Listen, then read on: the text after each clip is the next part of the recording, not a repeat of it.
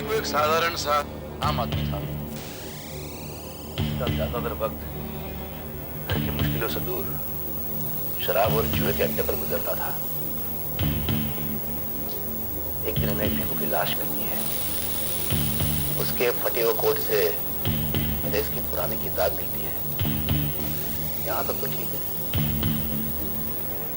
लेकिन उसकी जेब से जो चीजें मिलती है वो शहर के 3 बड़े आदमियों की तरफ इशारा करती है, जिनके टेलीफोन नंबर वो अपनी किताब में लेके फिरता है और उसे वो चेकबुक भी कहता है। हैरत की बात तो यह है कि ये 3 बड़े आदमी उसे कभी नहीं मिले। या तो किसी वजह से पहचानने से इनकार करते हैं। हो सकता है किसी खास वजह से वो एक दूसरे को पहचानने से इनकार करते हैं।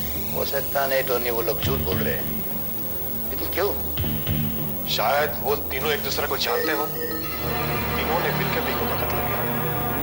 लेकिन लाश पर तो सिर्फ एक ही घाव था। कातिल कौन हो सकता है? वही तो पता लगाना है। एक शराबी ऐसा क्या जानता था कि जिसके लिए उसकी जिंदगी पर किसी ने मौत की मोहर लगा दी। आइए कमांडर, आइए। पारो, ये सामान अंदर रख देना। आइए।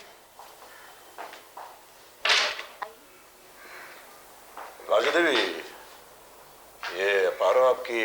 पारो मेरी बेटी है, शिमला में पढ़ती है। कुछ दिनों के लिए छुट्टी पर आई हुई है। कहिए, कैसे आना हुआ? आपसे एक बात पूछनी थी। पूछिए। माँ, मैंने सब सामान रख दिया है। पारो, ये कमांडर साहब है, तुम्हारे भीखू चाचा के कातिल को ढूंढने की कोशिश कर रहे हैं। I hope you catch him. Commander साहब, मुझे अगर उसका पता मिल जाए तो मैं उसे कड़ी से कड़ी सजा दिलवाऊंगी। पारो, भगवान उन्हें जरूर सजा देंगे। तुम कमांडर साहब के लिए चाय बना कर ले आओ। हाँ, तो आप क्या पूछना चाहते थे? एक बात बताइए, अगर आपको पता था कि भीखू सारे पैसे शराब और जुए में उड़ा देता है, तब आपने उसे रोकने की कोशिश क्यों नहीं की? कमांडर साहब, मेरे पति एक फौजी थे। उनके गुजर जाने के बाद भीखू ने हमें सहारा दिया। इस बेरहम दुनिया में एक औरत बिना किसी मर्द के सहारे कैसे जी सकती है? देखो, जैसा भी था, दिल का अच्छा था, और फिर उसका भी हमारे सिवा इस दुनिया में कोई नहीं था। इसलिए मुझसे जो बन पड़ता था करती थी उसके लिए।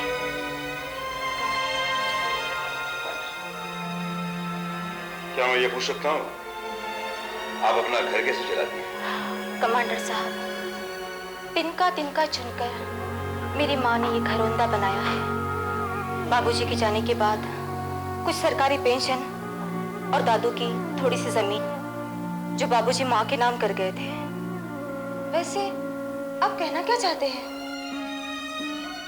पारो, कमांडर साहब को पूछ लीजिए। कहिए, क्या पूछना चाहते हैं आप?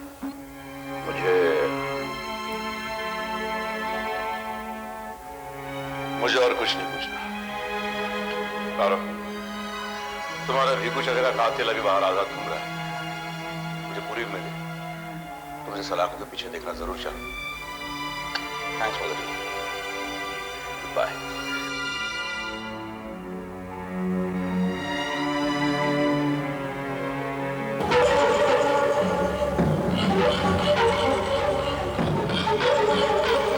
पता नहीं क्या ढूंढ रही हो माँ? कुछ नहीं, यही तो रखा था, पता नहीं कहाँ चला गया। अब ये झुमका तो नहीं ढूंढ रही हो? अरे हाँ, ये तुम्हें कहाँ से मिला? वहाँ पड़ा था, मुझे लगा तुम रख कर भूल गई होगी। कहाँ, सितार के पास? हाँ हाँ हाँ, लेकिन कितना सुंदर है। मैं ले लूँ इसे? एक लेकर क्या करोगी? मैं तुम्हें दूसरा बनवा दूंगी। लेकिन इसको दूसरा कहाँ गया माँ? पता नहीं कहाँ गया, तुम ये मुझे दे दो। क्या मामा, बहुत परेशान लग रही है। नहीं नहीं नहीं, ऐसी कोई बात नहीं है। दरअसल बात है कि जिंदगी के अकेलेपन से डरती हूँ। सोचती हूँ कल को तुम चली जाओगी तो मैं फिर अकेली हो जाऊंगी। अच्छा, तो ये बात है जो मैं शिमला नहीं जाती। अब मैं तुम्हें अकेले छोड़कर कहीं नहीं जाऊंगी। नहीं नहीं नहीं बेटे, ऐसी बात नहीं करते। थोड़ी दिनों की तो बात है। मैं तुम्हें आसमान की बुलंदी पर उड़ते देखना चाहती हूँ। मेरा ये सपना तुम पूरा करोगे। मैं वादा करती हूँ, तरक्की की जिस बुलंदी पर तुम मुझे देखना चाहती हो, मैं वहां पहुंचकर दिखाऊंगी। मेरी बेटी।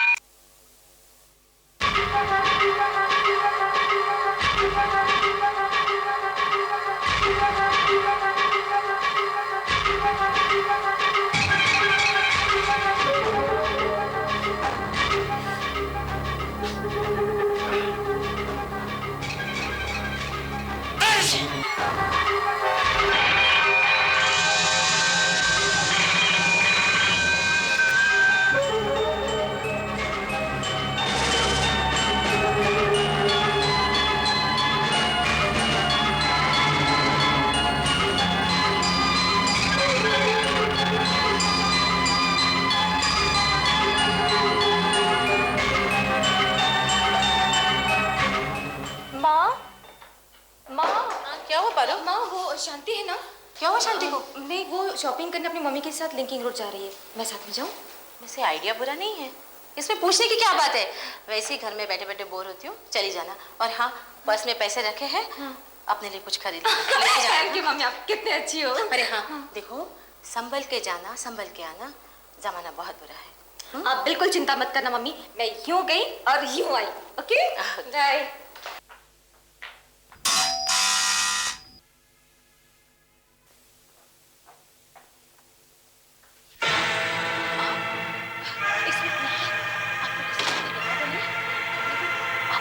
नहीं आना चाहिए था, अगर पारो ने देख लिया तो क्या हुआ? एक बेटी अपने बाप को देखकर गले से लग जाएगी, और क्या होगा? लेकिन आप इस वक्त यहाँ कैसे हैं? भाई पारो कहाँ है? पारो तो शॉपिंग करने गई है। आप कैसे हैं? रीकू का फोन आया था, उसने कुछ पैसे मांगे हमसे। क्या? हाँ। रीकू ने फोन किया था? हाय राम, कब तक पारो होगी? देखिए, आप वहाँ जाकर छुप जाइए। जाइए ना।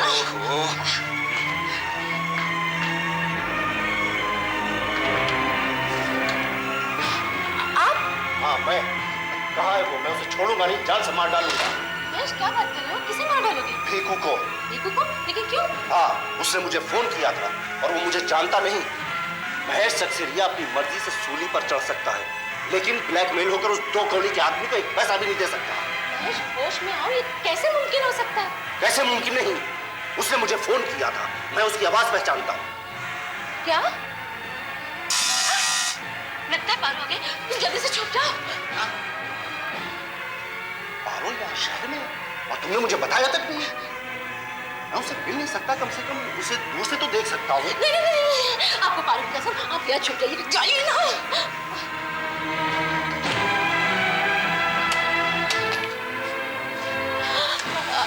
आप भी? हरे कृष्ण हरे कृष्ण हरे कृष्ण। देखो लाजो, अगर मेरा तुम्हारा और पारो के बीच में जो रिश्ता है, उसका अगर मेरी घरवाली को पता चल गया तो मैं कहीं का नहीं रहूंगा। उसका बाप उसकी दुकान मेरे हाथ से ले लेगा, मैं जीते जी मारा जाऊंगा। रीकू को कहो मैं जितने पैसे चाहिए वो देने को तैयार हूँ। तो कहाँ है वो? कहाँ है? उसको कहो कि उसका मुंह बंद रखे। कहाँ है रीकू? रीकू! जबरदस्ती से रीकू यहाँ कैसे हो सकता है? रीकू तो मर चुका है। अगर वो मर चुका है तो फिर उसने मुझे कैसे फोन किया? नहीं, रीकू फोन नहीं कर सकता। रीकू फोन क्यों नहीं कर सकता? कहिए लाजो जी, रीकू फोन क्यों नहीं कर सकता? बहुत हो गया आप मुझे का खेल। शारदेन, बाहर आइए। कितने की कोई जरूरत नहीं। लाजवंती भाई, इतने सालों से जो खेल तुम खेल रही थी, आज वो खत्म हो गया। आज सच्चाई पर से पर्दा उठाने का वक्त आ गया।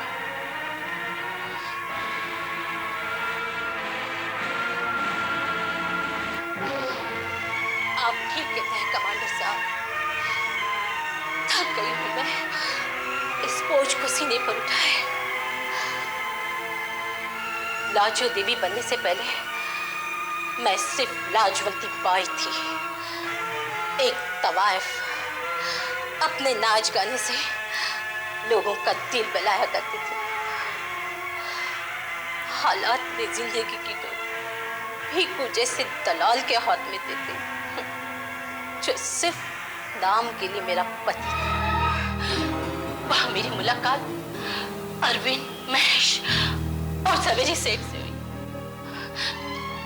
भीखू ने मुझे शहर लाकर घर में रखने की बजाय कोटे की सनत बना दिया था। मेरे अंदर की औरत मर गई। मैं इन तीनों से प्यार का नाटक करके उनसे पैसे ऐंठने लगी। लेकिन एक दिन मुझे पता चला मैं मां बनने वाली हूँ।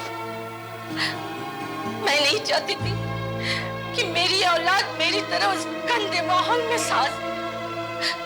इसलिए मैंने भीखू को समझा बुझाकर वो जगह छोड़ दी और फिर लाजवंती बाई से लाजो देवी बनकर यहाँ आकर बस गई। और इन तीनों के कमजोरी से फायदा उठाया। तुमने इन तीनों से झूठ बोला कि पारो इनकी लड़की है। तीनों से अलग अलग पैसे लेती रही, लेकिन तुम्हें इस बात का डर था कहीं पारो असलियत न जान जाए, इसलिए उसे शिमला भी। तब रास और भी चुका तो इन तीनों के पास पैसे लेने जाता रहा, क्योंकि ना तो तुम वहां जा सकती थी ना ये यहां आ सकती। देखो जब भी इनके पास जाता उसे जो चीज पसंद आती उठा रहा। इस तरह से नशा की डिब्बी और सिगरेट की केस उसकी जेब तक पहुंची। लालच ने भीखू को शैतान बना दिया। वो इनसे ज्यादा पैसा मांगने लगे। जब ये बात तुमको पता चली तब तुमने भीखू को मना कर दिया और इस बात पर राजी कर दिया तो इसे ज्यादा पैसा न दे, क्योंकि तुमने इसे पैसे देने का वादा किया था। लेकिन लाजो देवी, लालच का कुआं अंधा और बहुत गहरा होता है और रुपये से कभी नहीं करता। आप सही कहते हैं।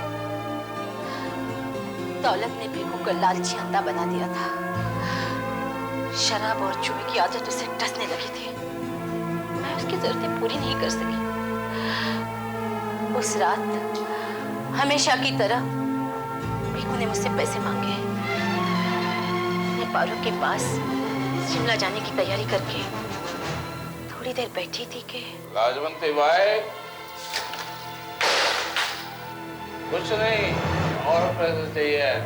अभी पिछले दिनों तो 1000 रुपया दिया था तुम्हें।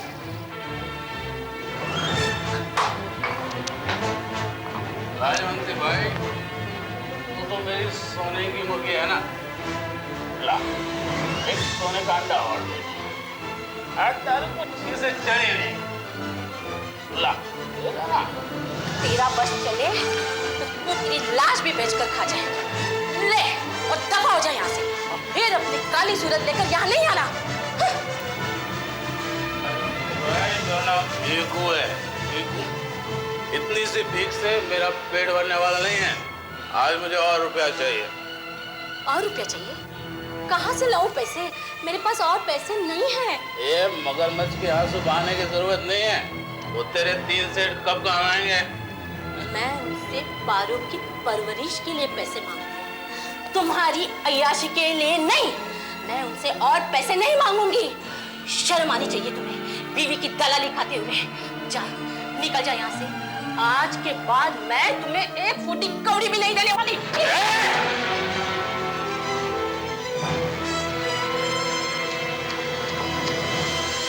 तुमने क्या किया लाजवंती बाई? चलो, अच्छा हुआ तुमने मुझे बेशर्म कह दिया। वैसे भी फूटी कौड़ी से तो मेरा पेट भरने वाला था नहीं। तुम पैसे नहीं देना चाहती ना, मत। मैं अपनी दूसरी मुर्गी के पास जाऊंगा। क्या मतलब तुम्हारा? पारो मेरी दूसरी। अब वक्त आ गया है लाजवंती बाई कि दुनिया सच्चाई जान जाए और वो तेरे तीनों सेठ जान जाए कि किस तरह से तू पारो को उनकी बेटी बताकर उन्हें लूटती है। नहीं नहीं, तू ऐसा नहीं करेगा। नहीं करेगा। बिट्टू,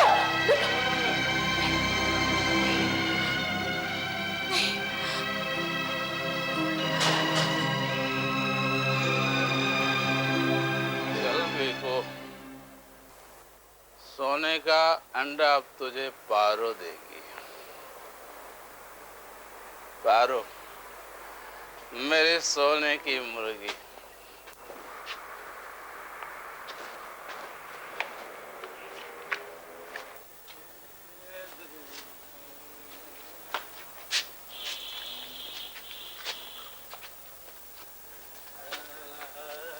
भिको,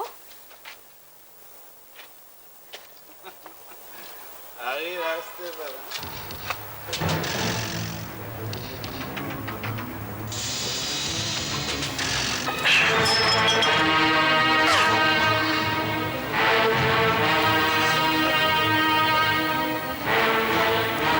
पारो को लाजो नहीं बनने दूंगी।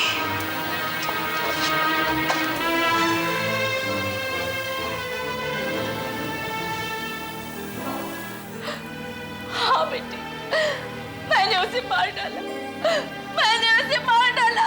मार डाला उस भेड़िए को जो जिंदगी भर मेरा खून चूसता रहा। मैंने कोई गलती नहीं की, कोई गलती नहीं की। वैसे काबिल था। और ऑफिसर किसकी बेटी है? किसी की भी नहीं।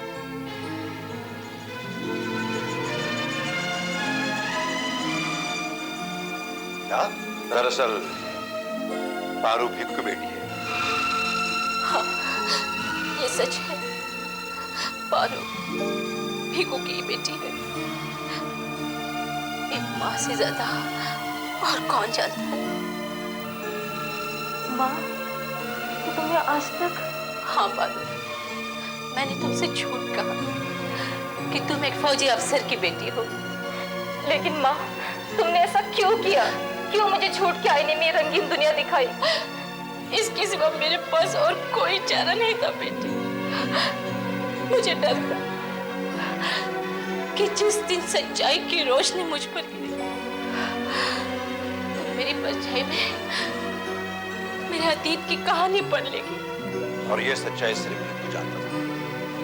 इसलिए तुमने सोचा अगर भिक्कू मर जाए तो तुम्हारी असलियत कोई नहीं जान पाएगा। शायद ऐसा ही होता। अगर तुमने भिक्कू की जेब से अपना झुमका निकाल लिया, भिक्कू की जेब से जो चीजें मिली वो इन दोनों की तरफ इशारा करती। जब मैं इन तीनों को मिलने गया तब एक पल के लिए इन पर भी मुझे शक हुआ था, क्योंकि तूने भिक्कू को पहचानने से इनकार कर दिया था, जबकि वो उसे अच्छी तरह से जानते थे। और एक दिन इस कमरे में मुझे ये झुमका दिखा। कहिए, क्या पूछना चाहते हैं आप? मुझे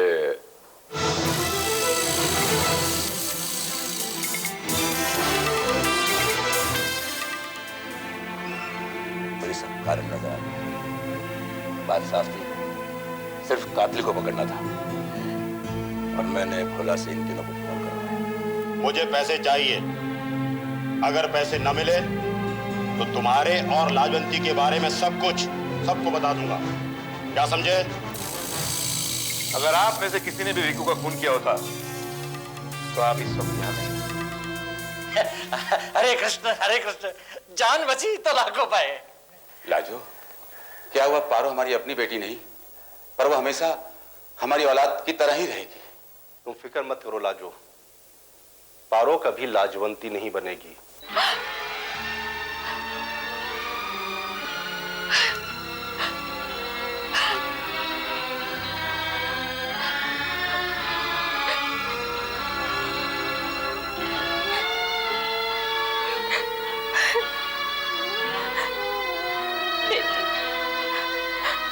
हो सके तो मुझे माफ कर दे।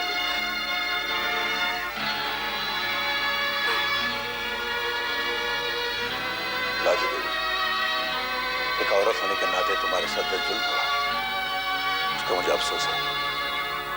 मैं तुम्हारी सजा कम कराने की कोशिश जरूर करूंगा। दरअसल भीखू को लाजो ने नहीं मारा। आप क्या कह रहे हैं सर? जो कह रहा हूं सही कह रहा हूं टोनी। भीखू को लाजो ने नहीं बल्कि पारो की मां ने मारा। शराब ने भीखू को इंसान से शैतान बना दिया था। उसे अच्छी जिंदगी तो गुजारनी थी, लेकिन मेहनत की कमाई से नहीं, हराम की दौलत से। अपनी बीवी की दलाली खाने वाला आदमी मर्द के नाम पर धब्बा है। भीखू को ये उम्मीद नहीं थी कि लाजो उसके रास्ते का कांटा बन जाएगी, और रोज उस मरने से तंग आकर लाजो ने भी अपनी औलाद की खातिर अपने ही स्वयं को खत्म कर दिया। कमांडर साहब, प्लीज आप मेरी माँ को छोड़ दीजिए। देखो बाबू, कानून में विश्वास रखो। तुम्हारी माँ के साथ जरूर इंसान